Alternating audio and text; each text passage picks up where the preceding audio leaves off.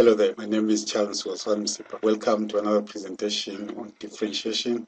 This time we're focusing on the derivatives of polynomials. Just reflecting on what we did before.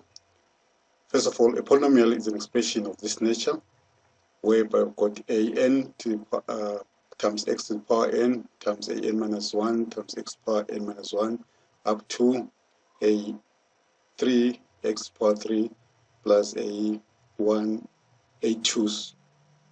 x to the power 2, a1, x to the power 1, and a0, x to the power 0, which is just a constant. So reflecting on what we did previously, remember our first example looked at derivative of 2x plus 5 using the first principles, and later we looked at the function x squared plus 2x plus 5, and then f of x equal to c, the constant. So quickly working on this, I hope we can see that if we want g prime using the first principles, this will be limit as delta x is approaching 0 of, this is a constant function, so it will be 5. I'll just write c the constant minus 5 over delta x, and you concluded that this derivative is equals to 0. And then coming to this one, this will be hx prime limit equals to limit as delta x is approaching 0. Then what we do would evaluate this function at x plus change in delta x and evaluate it at x, which will give us 2x plus delta x minus 2x over delta x. And simplifying here, we can see that we've got 2 here minus 2, which is going to give us 0. Then we've got 2 delta x, and this is going to be equal to the limit as delta x approaches 0 of 2x over 2 delta x, over delta x. And you can see here that delta x and delta x can simplify. Remember, when you say delta x approaches 0, we're not saying it's going to be 0, we're just saying it gets smaller and smaller. So these are numbers different from 0. So the limit here is going to be equals to 2. Let's look at k. In this case, using the first principle, we'll say k prime is equals k prime of x is equals to the limit as delta x approaches 0. Then we evaluate again there, we get x plus delta x all squared minus x squared all over delta x. I hope you notice that this simplifies to x squared plus 2x delta x plus delta x squared. Then we've got here limit delta x approaching 0 of x squared plus 2x delta x plus delta x squared minus x squared. This delta x here, but in brackets, over delta x. Again, simplifying here, you can see that this and that simplifies to 0. And what we're left in the numerator is 2x delta x plus delta x all squared over delta x. Calculating the limit of this as delta x approaches 0. We see again here that if we attempt to evaluate limit directly by substituting this there, we get the indeterminate form of 0 over, of the type 0 over 0, which we need to avoid by factorizing. And if we factorize by taking delta x as a common factor, we get 2 limit as delta x approaches 0 of delta x brackets 2x plus delta x over delta x. So we see that if we simplify this 2, this is simplified to 1, we're calculating the limit of 2x plus delta x as delta is going to 0. 2x does not depend on delta x, so we get here that as 2x. So what I want you to notice here is that at the beginning, when we did this function, where we're using the first principle, we got that f prime of x was equals to 2x, which is the derivative of that, plus 2, and the 2 here we're seeing here is the derivative of h here, plus we can say 0, which is the derivative of 5. What I'm trying to highlight to you here is that if we've got an expression like this, which is a sum, the derivative we get here is actually the sum of the derivatives. In this case, we've got it derivative of k plus derivative of h plus 0, which is actually the derivative of g of x. So what happens here is that if we're differentiating a sum, the derivative is actually a sum of derivatives, which you can summarize here as we've got f of x plus the g of x, and we'll differentiate this sum. What we're going to get f prime plus g prime. Okay, so why am I highlighting this? Because when we're talking about polynomials, as you can see, a polynomial is a sum of powers of x. Like for example, when we've got here f of x equal to x squared plus 2x plus that, you can see that this is 1 power of x power 2 plus 2x power 1 plus 5x power 0. So this is a polynomial which is in terms of x. So here x is just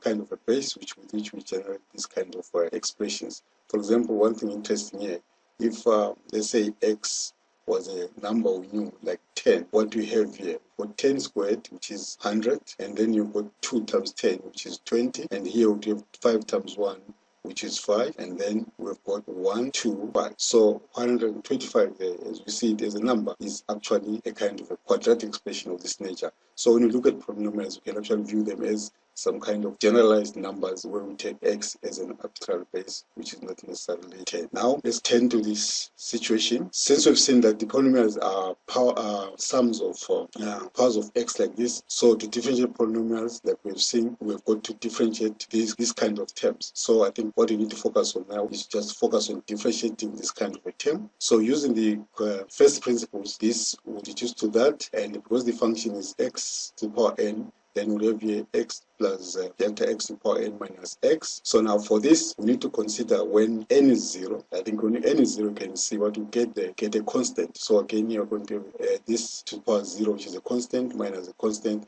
then you get what you expect. Then you can also consider a situation where n is equal to natural number, and also we need to consider a general situation where n is equal to a rational number. So like we've seen now, for n equal to 0, we've agreed that this is going to reduce to limit delta x going to 0 of a constant there minus a constant over delta x, which we've seen that will give us 0. Now, in the case n is equal to is a natural number, for example 2, we know that this expansion will give us n plus 2 terms. Then we can work out that. So I'm not going to look at this at the moment. I'm just highlighting that if n is a natural number, we'll get this expansion, get us final terms, and we'll be able to simplify like we've seen in the previous example where with x power 2.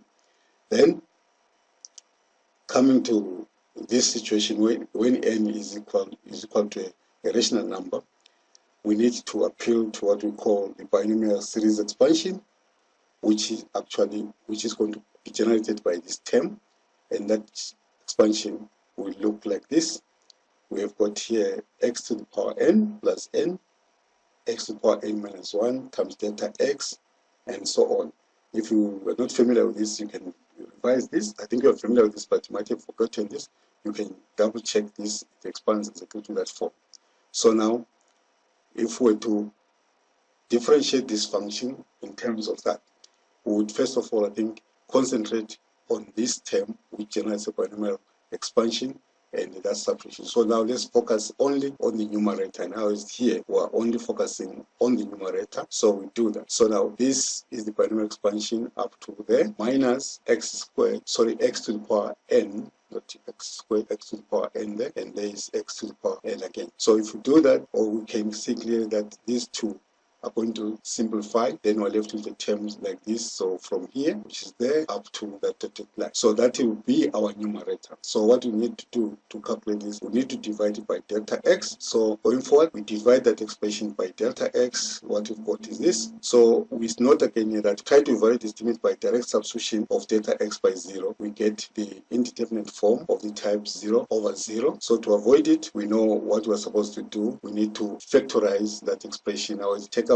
delta x as a common factor in the numerator. Then you've got delta x there, which can simplify to 1. Then in the next step, we'll be now calculating the limit of this expression. After simplifying this and that, we get this kind of expression. Now, when we get this kind of expression, we can see that this is an expression which comes in terms of powers of delta x, power 1 there, power 2 there, power 3 as we go on. So now, which means we can actually now evaluate directly by direct substitution, and we see that this term does not have have delta x, so we're going to put 0 there, plug in 0 there. Then what we're going to be left with, we're going to be left with this expression, because we've got 0 there and the 0 there, and all the other terms, the rest are going to be 0. So our final expression will be this. So which means here we're concluding that f prime, where f is x to the power n, is going to be n multiplied by x to the power n minus 1. So what have we got here? So we've seen that we started with y to the power n. What we're doing actually is what we call differentiation, and this is what you can call a differential operator. Now as you fix y, differentiate this, we get what we call here dy dx, which is n times x to the power n minus 1. So again, this introduces us to notation of derivatives. We could, since we've noted that our f of x is equals to x to the power n, so we can say this is dy dx, or we have called this y, or we can also call this f prime of x. So as notations of derivatives, we can use it dy dx, which is equivalent to saying df dx, or you can just use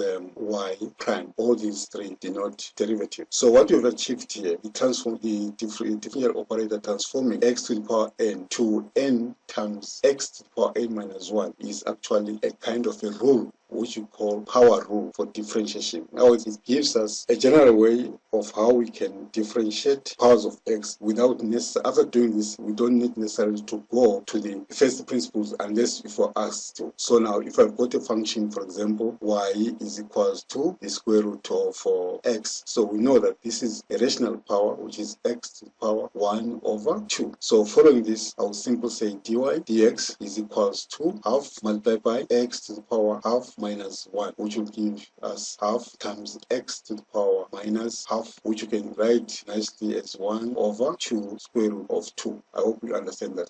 So at this point, we have actually arrived at the first rule for differentiation, which we call power rule, which in this case we are introducing using powers of x. Otherwise, at this point, I would urge you to go take the text and practice similar examples with different powers of x and combination of these powers of x as polynomials, and there get yourself to differentiating polynomials. Otherwise, thank you for listening.